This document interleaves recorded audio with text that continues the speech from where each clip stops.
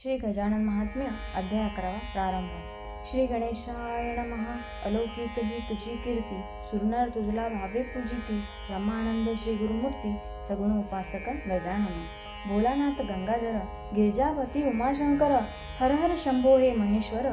करुणासागरा विश्वनाथ तू, महाराजांचा परिवार। पाटील मंडळी पितांबर, प्रिय भक्त तो भास्कर।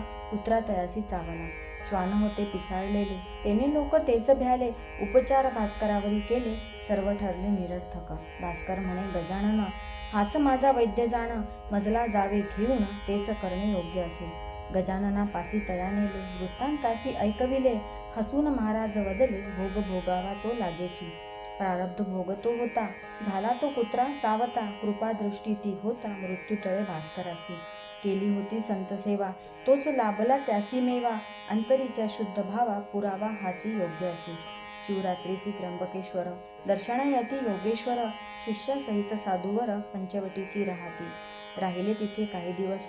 परतुनी आले शेगावास, भेटूनी श्यामसिंगास। येऊ म्हणती अडगावा, असता उत्सव रामनवमी। श्यामसिंग शेगाव ग्रामी, येताच संधी नामे। गजानना नेई अडगावा, असता तिथे समर्थ स्वारी। भक्तगणांचा कैवारी, भास्करास त्या ताडन करी। अपराधी तो म्हणून या, जन वदती सोडा तयासी। चुकला जरी कर्तव्यासी, दृढ भाव त्या चरणापासी। सद्गतीत तो जाहला, बाळा भाऊ ऊस देववी मार। म्हणूनच घडला हा प्रकार, करा याचा काही विचार। गजानन वदले कौतुके, पाटील भास्करा कारणे। 2 दिवस इथे राहणे, इहलोक सोडून जाणे। लागेल असे संत वदती, संतवाणी खरी झाली। मुक्ती भास्करा मिळाली, द्वारकेश्वराजवळी समाधी तया देवविली। अन्नदान भंडाऱ्यासी, अडगावी ग्रामवासियांसी।